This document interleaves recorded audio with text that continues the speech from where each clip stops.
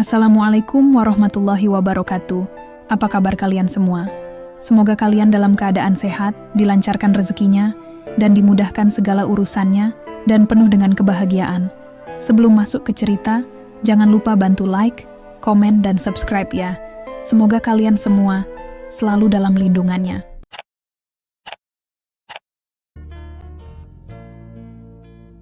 Ku beli kesombongan keluarga suamiku. Pagi itu, aku terbangun lebih awal seperti biasanya. Udara dingin menusuk kulit, tapi tanganku sudah terbiasa mengayuh sapu di lantai rumah yang terlalu luas untuk kutinggali sendirian. Meski aku adalah istri sah dari suamiku Aditya, kenyataannya, aku lebih sering diperlakukan seperti seorang pembantu. Bahkan, kata-kata kasar dari ibu mertuaku sudah menjadi sarapan pagiku setiap hari. Kirana, cepat masak sarapan. Suara ibu mertua terdengar menggema dari ruang tamu. Aku menghela napas panjang. Langkahku cepat menuju dapur, mengambil bahan-bahan yang tersisa di kulkas. Hari ini, ibu mertua pasti akan mengeluh lagi tentang masakanku. Entah karena rasanya, entah karena cara penyajiannya. Tak pernah ada yang cukup di matanya, dan aku sudah terlalu lelah untuk membela diri. Aditya suamiku hanya diam. Sejak awal pernikahan kami, dia lebih sering memilih netral atau malah memihak keluarganya. Bagiku, cinta kami seperti ilusi. Hanya ada di awal, indah dalam bayangan, tetapi rapuh di kenyataan. Aditya, kenapa kamu diam saja? Istrimu ini terlalu lambat. Aku bilang tadi malam, aku ingin sarapan yang lengkap, dengan bubur ayam seperti di restoran itu. Apa ini? Aditya hanya mengangkat bahu sambil memainkan ponselnya. Aku menahan air mata yang sudah menggantung di sudut mataku. Hari-hariku selalu seperti ini. Aku tak pernah mengeluh kepada orang tuaku karena aku tahu mereka sudah terlalu tua untuk mendengar kisah pilu anak mereka. Mereka pikir aku bahagia di sini.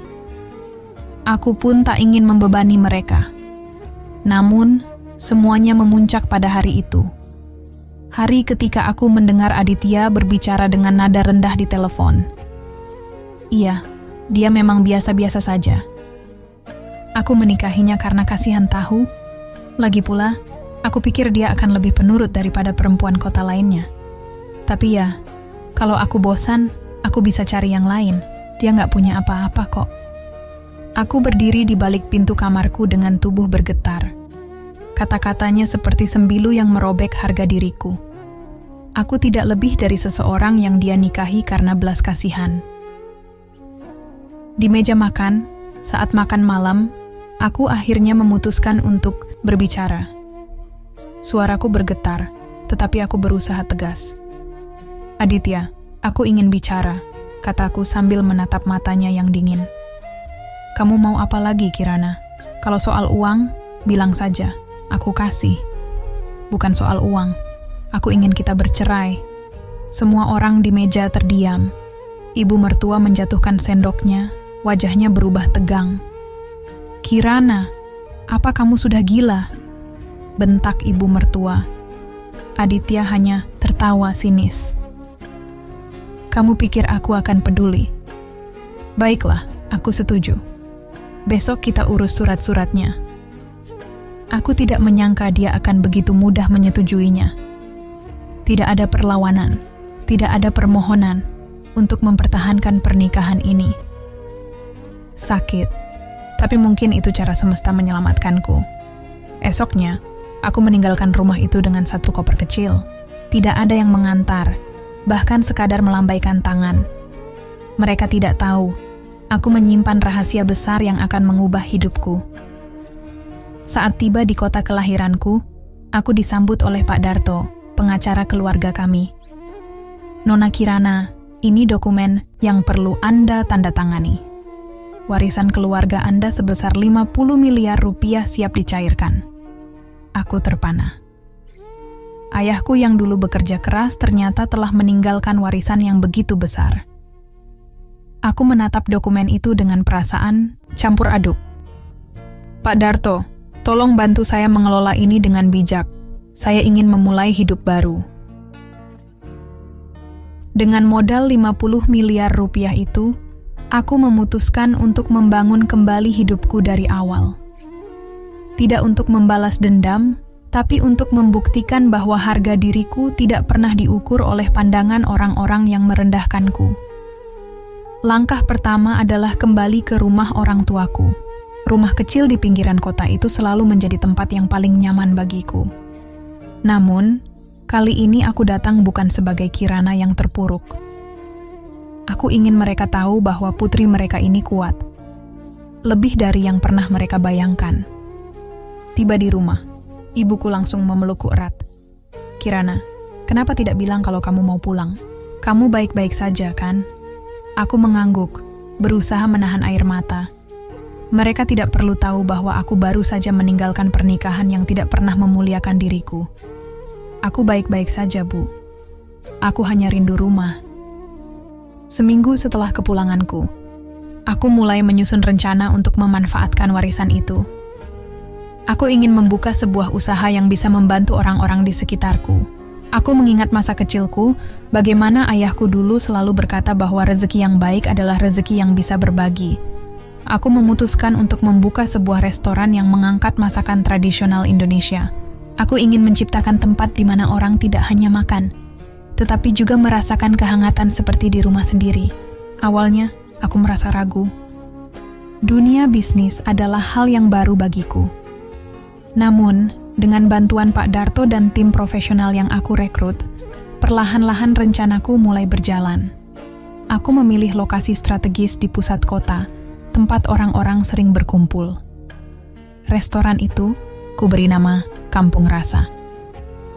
Di setiap sudutnya, aku menghadirkan nuansa kampung halaman yang nyaman, lengkap dengan musik tradisional dan dekorasi yang hangat. Dalam waktu 3 bulan, restoran itu dibuka untuk umum. Hari pembukaan restoran, itu adalah hari yang penuh emosi bagiku. Orang-orang datang berbondong-bondong, penasaran dengan konsep yang kubawa. Ibuku hadir dengan senyuman bangga, sementara aku sibuk menyapa para tamu dengan tulus. Di antara keramaian itu, aku melihat seseorang yang tak pernah kuduga akan datang. Aditya, dia berdiri di pintu masuk, mengenakan kemeja kasual. Wajahnya terlihat terkejut, seolah tidak percaya melihatku di tempat itu. "Kirana," panggilnya, suaranya sedikit bergetar. Aku hanya tersenyum kecil. "Aditya, apa yang membawamu ke sini?" Dia menggelengkan kepala, tampak kesulitan menemukan kata-kata. "Aku tidak tahu kalau ini restoran milikmu. Aku mendengar tentang tempat ini dari teman. Aku hanya penasaran." Aku mengangguk ringan, mencoba menutupi perasaan yang bercampur aduk di dalam diriku. "Silakan masuk. Kami menyajikan makanan terbaik di sini. Nikmati waktumu." Aditya tidak segera menjawab. Dia hanya berdiri di sana, menatapku dengan ekspresi yang sulit diartikan. Aku tidak ingin membuat situasi menjadi canggung, jadi aku melangkah pergi untuk melayani tamu lainnya. Namun, sepanjang malam itu, aku merasakan tatapannya terus mengikuti gerak-geriku. Dia tidak langsung pergi setelah selesai makan. Sebaliknya, dia menunggu hingga restoran mulai sepi, dan akhirnya mendekatiku lagi. "Kirana," katanya pelan, suaranya terdengar lebih lembut kali ini. Aku ingin bicara. Aku menghela napas. "Aditya, apa yang ingin kamu bicarakan? Bukankah semua sudah selesai di antara kita?" Dia menunduk, seperti seorang anak kecil yang ketahuan melakukan kesalahan. "Aku tahu aku salah. Aku ingin meminta maaf. Aku tidak pernah menghargaimu. Seperti seharusnya, aku menyesal." Hatiku bergetar mendengar kata-katanya, tetapi aku tahu aku tidak bisa membiarkan diriku terjebak lagi. Aku sudah menemukan kebahagiaan di jalanku sendiri. "Aditya, penyesalanmu tidak akan mengubah apa yang sudah terjadi. Aku sudah memulai hidup baru, dan aku harap kamu juga bisa melakukannya. Terima kasih sudah datang hari ini." Aku melihatnya mengangguk pelan sebelum akhirnya pergi. Malam itu, aku menyadari satu hal. Kadang, kita harus melepaskan sesuatu yang pernah kita cintai untuk menemukan versi terbaik dari diri kita sendiri. Aku tidak tahu apa yang akan terjadi di masa depan, Tetapi aku yakin satu hal, aku akan terus maju. Hari-hari berikutnya berlalu dengan kesibukan yang menyenangkan. Restoran Kampung Rasa berkembang pesat, menjadi tempat favorit bagi banyak orang.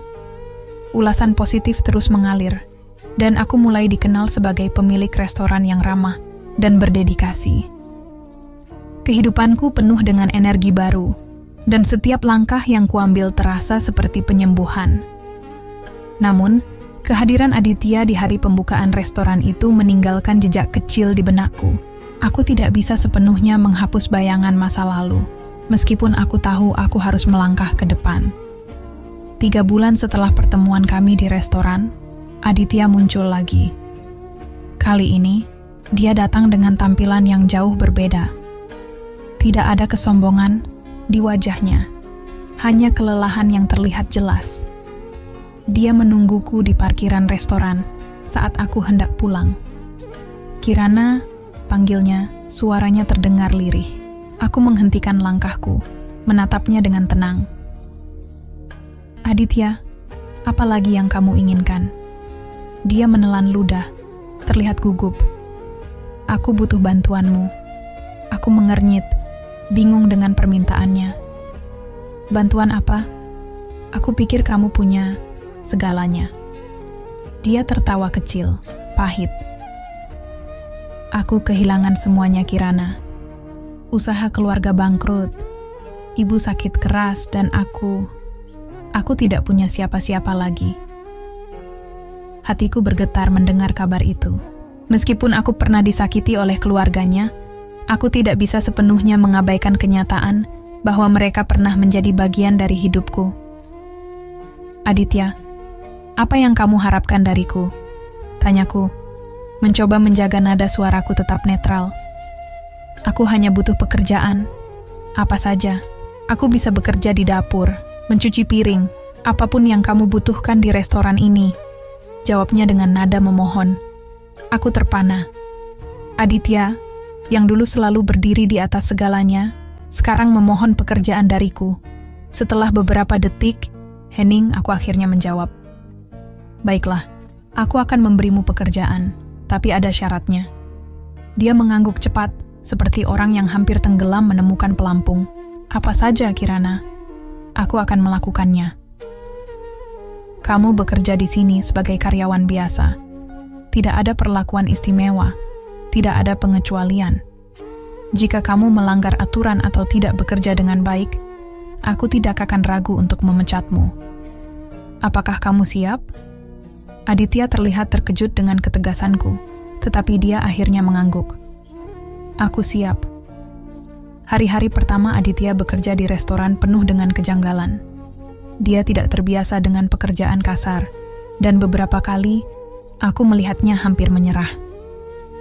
Namun, aku tidak memberinya kemudahan. Aku ingin dia belajar bahwa setiap orang harus berjuang untuk mendapatkan apa yang mereka inginkan. Perlahan, dia mulai berubah. Sikap angkuhnya memudar, digantikan oleh kerendahan hati yang tulus. Para staf mulai menerima kehadirannya, meskipun awalnya mereka sempat canggung. Suatu malam, saat restoran sudah sepi, Aditya mendatangiku di kantor kecilku. Kirana, terima kasih sudah memberiku kesempatan, katanya dengan suara rendah. Aku hanya tersenyum tipis.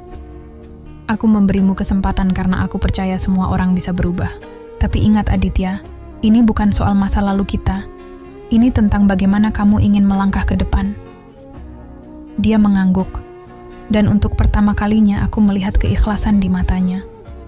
Hari-hari berikutnya berjalan tanpa banyak drama.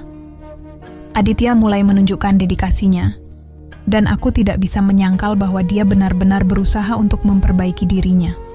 Namun, satu sore, saat aku sedang menyusun laporan keuangan di kantor, Pak Darto datang membawa kabar mengejutkan.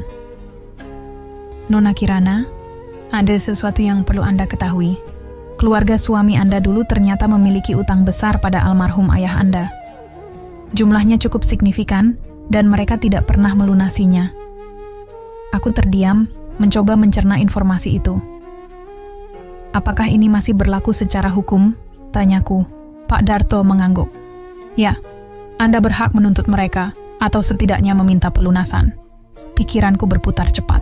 Aku bisa saja menggunakan informasi ini untuk membalas dendam pada mereka. Tapi apa gunanya? Apakah membalas kesombongan mereka akan membuatku lebih bahagia?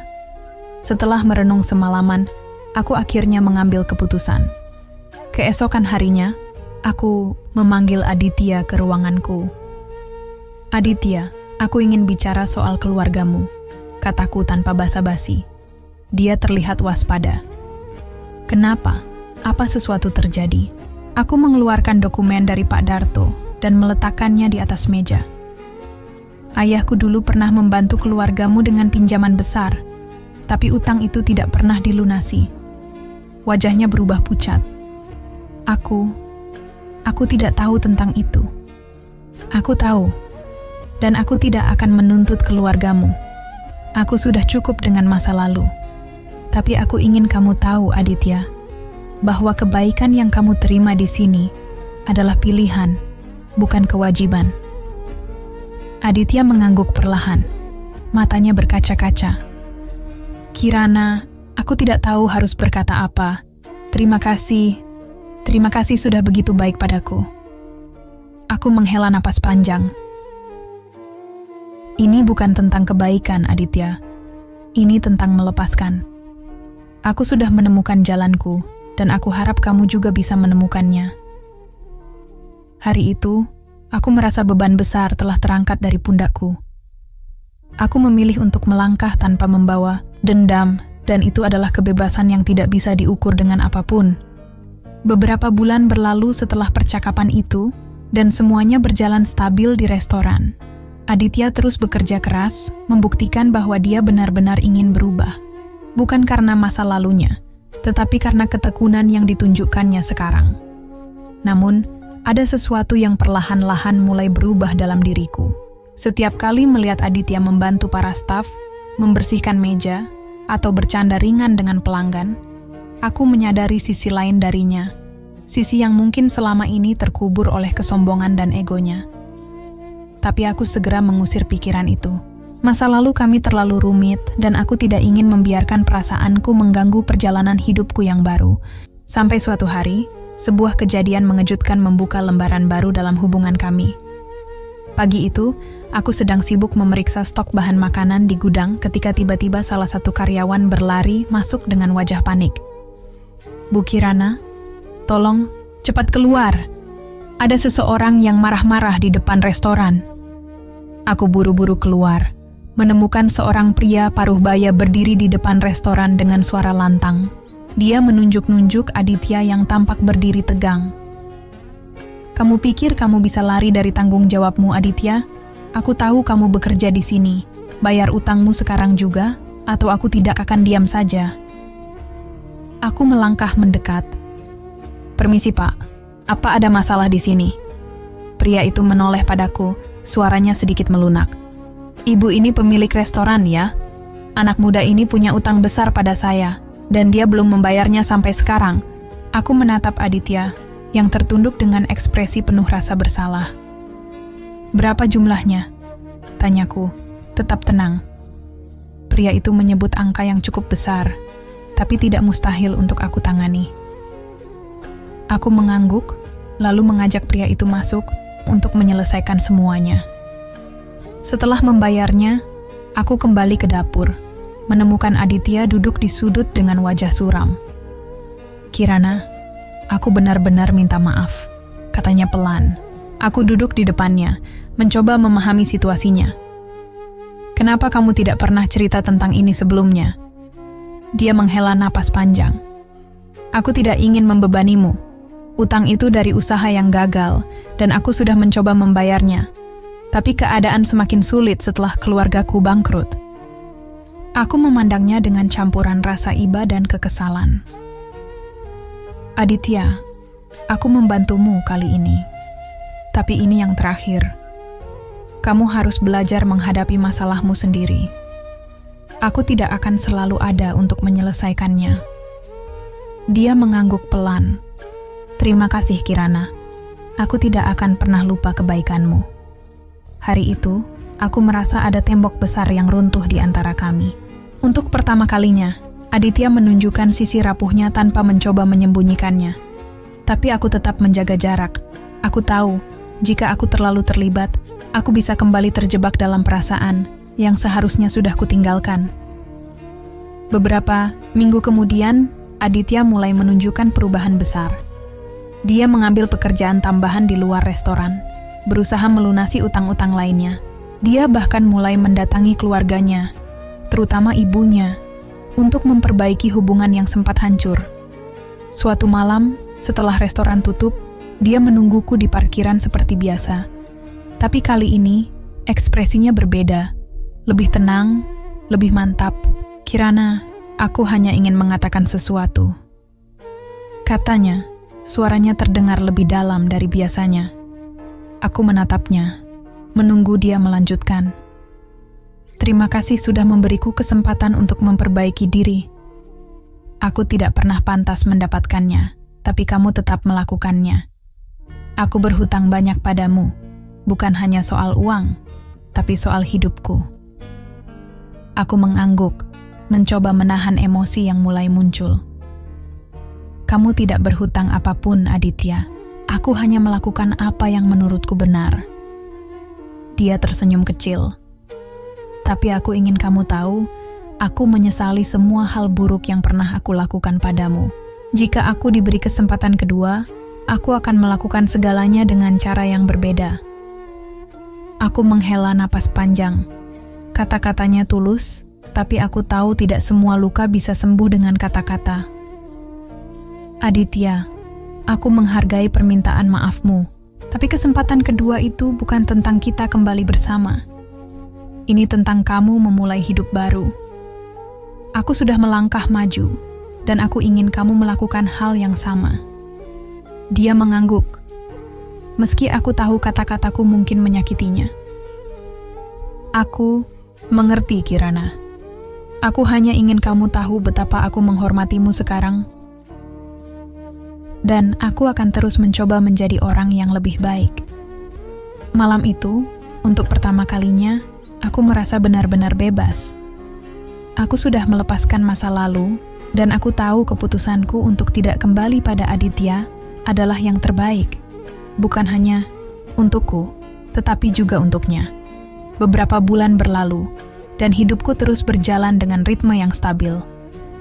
Restoran Kampung Rasa tidak hanya menjadi pusat kesibukan, tetapi juga tempat di mana aku menemukan makna baru dalam hidupku. Keberhasilannya membawa banyak kebahagiaan bagi keluargaku, terutama ibuku, yang selalu mendukungku tanpa syarat. Aditya tetap bekerja di restoran, tetapi dia mulai lebih jarang muncul. Dia memutuskan untuk mengambil pekerjaan lain di sebuah perusahaan kecil, mencoba membangun kariernya sendiri. Meskipun kami masih berbicara ketika bertemu, hubungan kami menjadi lebih profesional. Tidak ada lagi beban masa lalu yang menggantung di antara kami. Suatu pagi yang cerah, ketika aku sedang duduk di kantor restoran sambil mengecek laporan keuangan, teleponku berdering. Nomor yang tidak dikenal muncul di layar, tetapi aku memutuskan untuk mengangkatnya. Halo? Kirana, ini aku, Tante Ratna. Hatiku berhenti sejenak. Tante Ratna, Ibu Aditya, suaranya terdengar lebih lemah daripada yang kuingat. Ada apa, Tante? Tanyaku, mencoba menjaga nada suaraku tetap netral. Aku butuh bicara denganmu. Bisakah kamu datang ke rumahku? Permintaan itu mengejutkanku, tetapi aku tahu aku tidak bisa mengabaikannya. Tante Ratna adalah seseorang yang dulu sering merendahkanku, tetapi aku tidak pernah menyimpan dendam padanya. Aku setuju untuk datang sore itu. Ketika tiba di rumahnya, aku melihat perubahan besar. Rumah megah yang dulu penuh dengan kemewahan kini terlihat lusuh dan kurang terawat. Halaman yang dulu rapi sekarang dipenuhi rumput liar. Tante Ratna menungguku di ruang tamu, duduk di sofa tua dengan selimut melingkupi bahunya. Kirana, terima kasih sudah datang, katanya lemah. Aku duduk di depannya, mencoba menyembunyikan keterkejutanku melihat keadaannya. Dia menghela napas panjang sebelum mulai berbicara. Aku tahu aku tidak pernah bersikap baik padamu, Kirana. Aku selalu menganggap dirimu tidak pantas untuk Aditya. Tapi sekarang, aku sadar betapa salahnya aku. Aku tidak menjawab, membiarkannya melanjutkan. Setelah semuanya hancur, perusahaan, harta, semuanya, aku menyadari bahwa kesombongan kami hanya membawa kehancuran. Dan aku melihat bagaimana kamu tetap kuat, bagaimana kamu berhasil membangun hidupmu sendiri. Aku menyesal, Kirana. Aku benar-benar menyesal. Kata-katanya membuat hatiku terenyuh, tetapi aku tetap menjaga ekspresiku netral.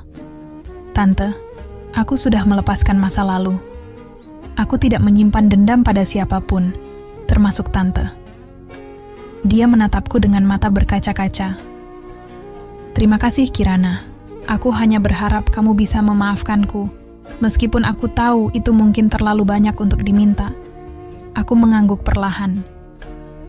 Aku sudah memaafkan Tante. Hidup terlalu singkat untuk membawa beban masa lalu. Sebelum aku pergi, Tante Ratna memberiku sebuah amplop kecil. Ini surat dari Aditya. Dia ingin kamu membacanya. Dia tidak tahu aku memintamu datang, tapi aku rasa ini penting untukmu. Aku menerima amplop itu tanpa berkata apa-apa, lalu pamit, pergi. Sesampainya di rumah, aku membuka amplop itu dengan hati-hati. Di dalamnya ada surat tulisan tangan Aditya.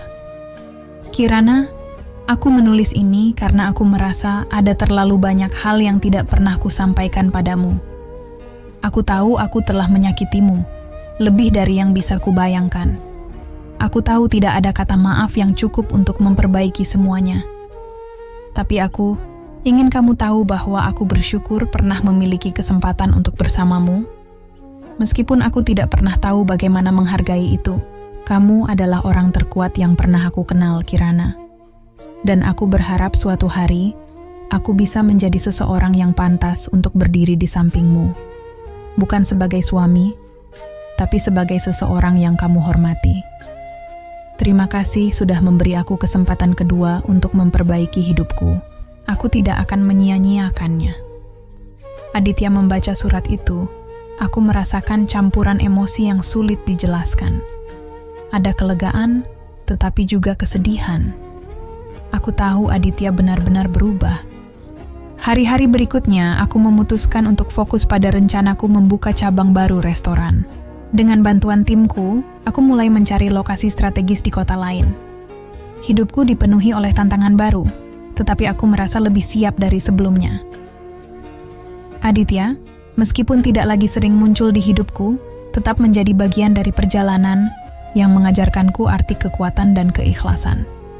Aku tidak tahu apa yang akan terjadi di masa depan, tetapi aku yakin satu hal, aku akan terus melangkah maju, dengan kepala tegak dan hati yang lapang. Kehidupan terus berjalan, dan cabang baru, restoran Kampung Rasa akhirnya resmi dibuka di sebuah kota besar. Hari-hari penuh kerja keras dan dedikasi telah membuahkan hasil yang luar biasa.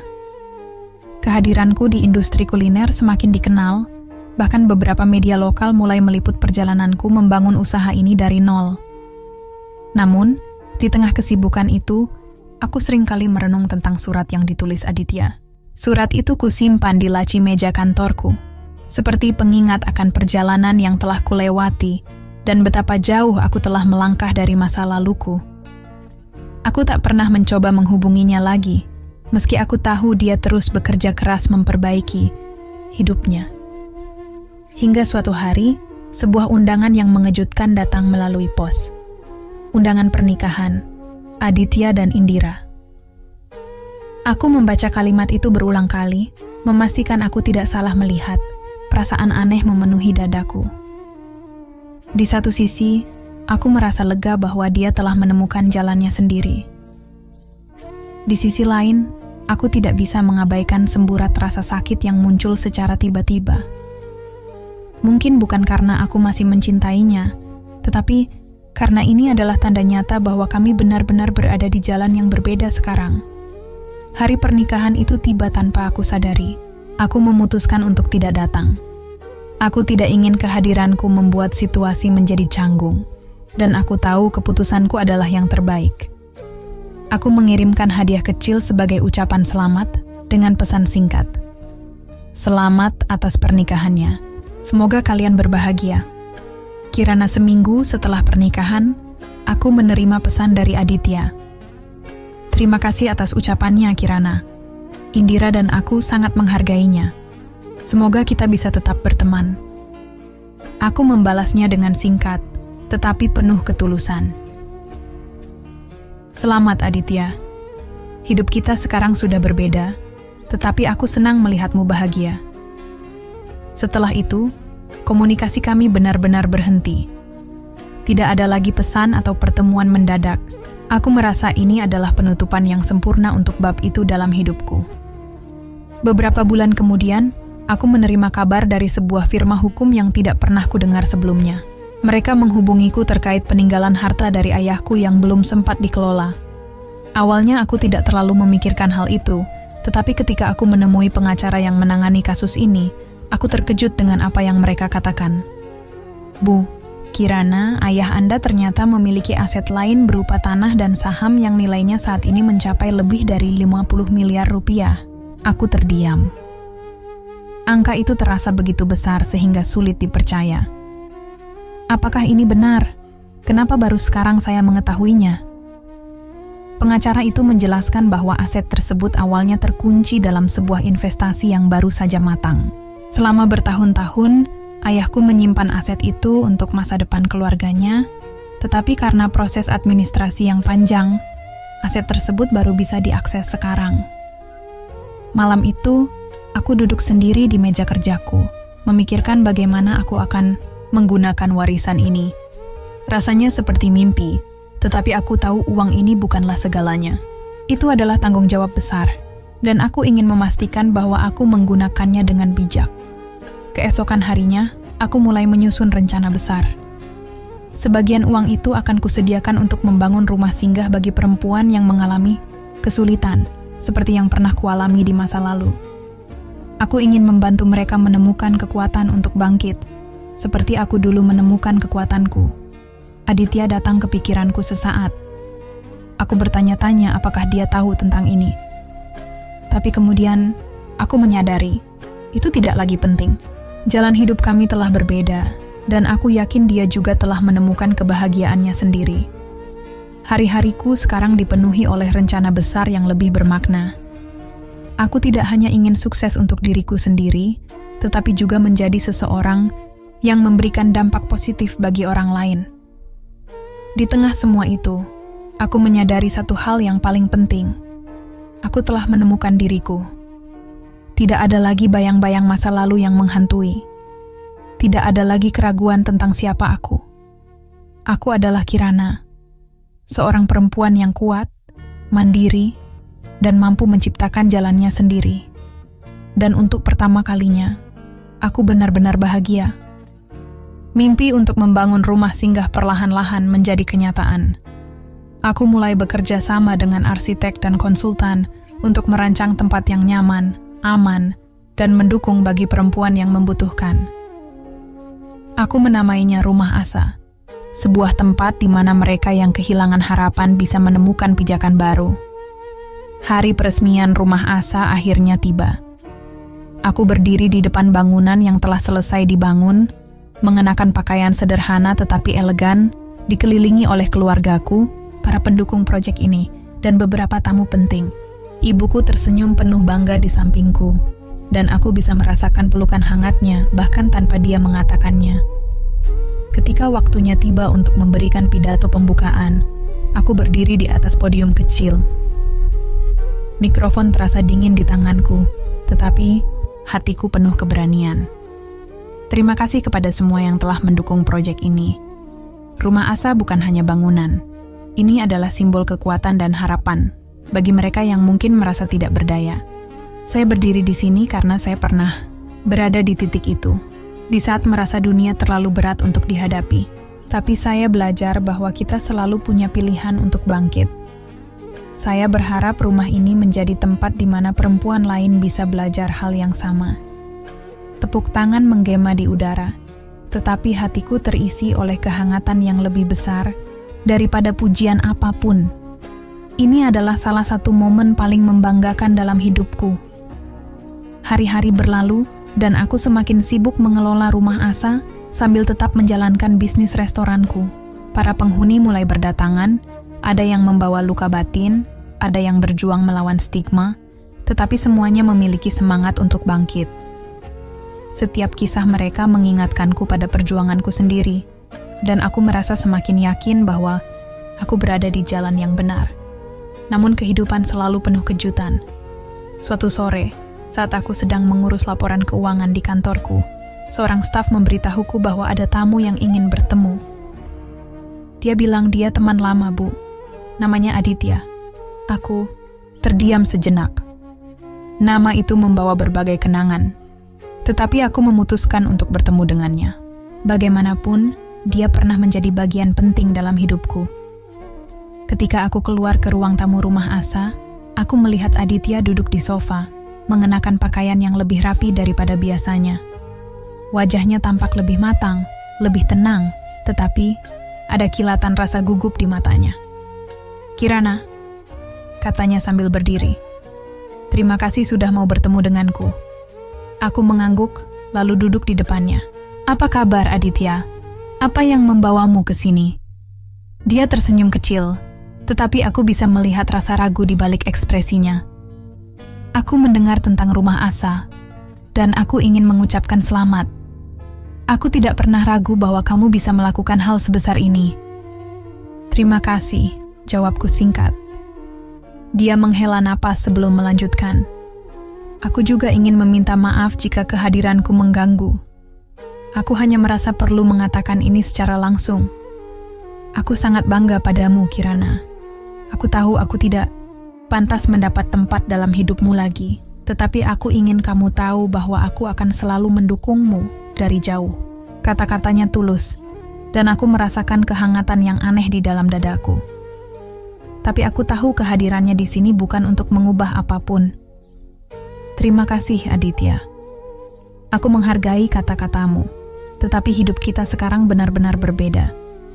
Aku harap kamu juga menemukan kebahagiaan dalam hidupmu." Dia tersenyum tipis. "Aku sudah bahagia, Kirana. Dan melihatmu seperti ini, aku merasa lega.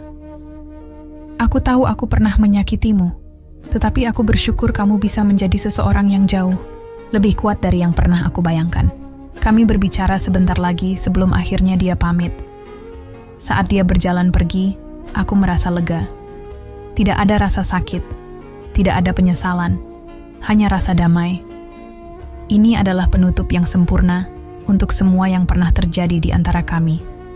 Beberapa tahun kemudian, rumah Asa berkembang menjadi jaringan nasional.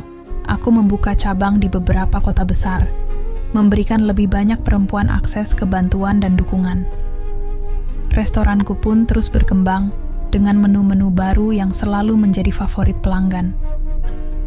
Dalam perjalanan ini, aku belajar bahwa hidup bukan tentang siapa yang kita tinggalkan atau siapa yang meninggalkan kita, melainkan tentang bagaimana kita menemukan makna dalam setiap langkah. Aditya pernah menjadi bagian dari cerita hidupku. Tetapi aku tahu sekarang bahwa aku telah menjadi lebih dari sekadar masa lalu. Aku adalah Kirana. Seorang perempuan yang memutuskan untuk bangkit, membangun, dan memberi. Dan aku tahu perjalanan ini baru saja dimulai. Seiring waktu berlalu, kehidupanku menjadi lebih penuh makna. Bukan hanya untuk diriku sendiri, tetapi juga untuk orang-orang yang kini bergantung pada misi rumah Asa. Aku sering menerima surat atau pesan dari perempuan yang pernah tinggal di rumah singgah ini, menceritakan bagaimana hidup mereka berubah setelah mendapatkan dukungan di sini. Cerita-cerita itu selalu membuatku tersenyum, merasa bahwa setiap langkah berat yang pernah kujalani tidak pernah sia-sia. Suatu hari, saat sedang menghadiri pertemuan dengan investor untuk memperluas cabang restoran dan mendukung kegiatan sosial, rumah Asa, seorang pria datang menghampiri mejaku di salah satu kafe tempat kami bertemu. Aku mendongak, dan di hadapanku berdiri sosok yang sudah lama tak kulihat, Fahri. Fahri adalah teman kuliahku dulu, seseorang yang pernah begitu dekat denganku sebelum jalan hidup kami membawa kami ke arah yang berbeda. Wajahnya tidak banyak berubah, tetapi ada kesan lebih dewasa dan percaya diri. Kirana, panggilnya dengan nada ragu. Aku tersenyum, bangkit dari kursi untuk menyambutnya. Fahri, sudah lama sekali. Apa kabar? Baik, alhamdulillah. Dan kamu? Aku dengar banyak hal luar biasa tentangmu, katanya, ekspresinya terlihat kagum. Kami duduk bersama, berbicara panjang lebar tentang kehidupan masing-masing. Fahri bercerita bahwa dia kini bekerja sebagai konsultan keuangan, sering bepergian ke berbagai negara, tetapi merasa belum menemukan tempat yang benar-benar dia sebut rumah. Aku sering membaca berita tentang rumah Asa dan restoranmu, katanya dengan nada penuh kekaguman. Aku tidak menyangka kamu akan menjadi seseorang yang begitu berpengaruh, Kirana. Aku tertawa kecil. Aku juga tidak pernah menyangka hidupku akan seperti ini, Fahri. Tapi aku bersyukur atas semua yang telah terjadi. Semua pengalaman itu membentukku menjadi seperti sekarang. Obrolan kami terasa hangat, seperti dua sahabat lama yang menemukan kembali hubungan mereka. Sebelum pergi, Fahri meminta izin untuk bertemu lagi dan aku mengiyakannya tanpa ragu. Pertemuan dengan Fahri menjadi awal dari persahabatan yang diperbarui. Kami sering bertukar pikiran, saling mendukung dalam proyek masing-masing, dan menghabiskan waktu bersama ketika kesibukan mengizinkan. Aku merasakan kehangatan yang berbeda dalam keberadaannya. Fahri tidak pernah menanyakan masa laluku, tidak pernah menilai atau mempertanyakan pilihanku. Dia hanya ada, menjadi seseorang yang memahami tanpa banyak kata. Di tengah kedekatan kami, aku sering bertanya pada diriku sendiri, apakah aku siap untuk membuka hatiku lagi? Luka masa lalu telah sembuh, tetapi membangun hubungan baru adalah hal yang belum pernah benar-benar kupikirkan. Hingga suatu malam, Fahri berbicara dengan nada serius saat kami sedang duduk di sebuah restoran kecil setelah menghadiri acara amal bersama. Kirana, aku tidak tahu apakah ini waktu yang tepat untuk membicarakan ini, tapi aku merasa ada sesuatu yang harus aku sampaikan. Aku memandangnya, sedikit terkejut dengan perubahan nadanya. Aku tidak hanya mengagumimu, Kirana. Aku merasa kamu adalah seseorang yang ingin selalu ada di hidupku. Aku tidak ingin mendesakmu untuk apapun, tapi aku ingin tahu, apakah kamu melihatku seperti aku melihatmu? Kata-katanya membuatku terdiam sejenak. Aku merasakan campuran emosi, bahagia, gugup, tetapi juga lega. Fahri, kataku akhirnya, aku tidak pernah berpikir tentang ini sebelumnya, tapi aku tahu satu hal. Kamu adalah orang yang membuatku merasa dihargai, tanpa perlu berusaha menjadi orang lain. Dan aku rasa, itu sudah cukup untuk membuatku ingin membuka hatiku lagi. Wajahnya berseri-seri mendengar jawabanku, dan malam itu menjadi awal dari perjalanan baru bagi kami berdua. Hubungan kami berkembang dengan perlahan, penuh pengertian dan saling mendukung. Fahri tidak hanya menjadi pasangan yang penuh perhatian, tetapi juga mitra dalam setiap langkahku. Dia membantuku mengelola keuangan rumah Asa, memberikan ide-ide segar untuk restoran, dan yang terpenting, dia selalu ada saat aku merasa lelah atau ragu. Kami tidak terburu-buru dalam hubungan ini, membiarkan waktu berjalan dengan alami. Namun aku tahu bahwa bersamanya, hidupku terasa lebih utuh.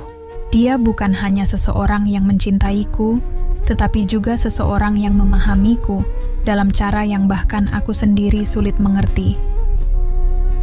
Pada akhirnya, aku menyadari bahwa cinta tidak selalu tentang menemukan seseorang yang sempurna, tetapi tentang menemukan seseorang yang membuat kita merasa cukup. Cukup baik, cukup kuat, dan cukup dicintai. Dan untuk pertama kalinya dalam hidupku, aku merasa bahwa aku tidak hanya bangkit dari masa lalu, tetapi juga menemukan masa depan yang penuh harapan. Aku adalah Kirana, seorang perempuan yang akhirnya menemukan kebahagiaan yang sejati, tidak hanya dalam kesuksesan, tetapi juga dalam cinta. Hidup seringkali mengajarkan kita untuk menerima kenyataan yang tak terduga. Ada kalanya kita merasa terpuruk, merasa tak ada jalan keluar, tetapi di balik setiap kesulitan, ada kekuatan yang tak pernah kita duga untuk bangkit. Seperti halnya perjalanan Kirana, yang penuh dengan luka, kehilangan, dan tantangan, tetapi akhirnya menemukan kebahagiaan sejati dalam dirinya sendiri. Semoga kisah ini menjadi pengingat bahwa tidak ada hal yang sia-sia dalam hidup. Setiap langkah, meskipun terasa berat, selalu membawa kita menuju sesuatu yang lebih baik. Jangan pernah ragu untuk meraih impian, bahkan ketika dunia terasa tidak berpihak. Karena sejatinya, kebahagiaan itu bukanlah sesuatu yang datang begitu saja, melainkan sesuatu yang kita ciptakan dengan hati yang penuh keberanian. Jangan pernah menyerah pada masa lalu, karena masa depan yang lebih cerah selalu menunggu bagi mereka yang berani bangkit dan terus melangkah. Jadilah seperti Kirana, yang memilih untuk melihat ke depan, membuka hati, dan menemukan kekuatan dalam diri sendiri. Karena hidup ini terlalu singkat untuk tidak menjalani setiap detiknya dengan penuh arti. Semoga kisah ini menginspirasi kita semua untuk terus berjuang, berani menghadapi tantangan, dan lebih menghargai diri sendiri.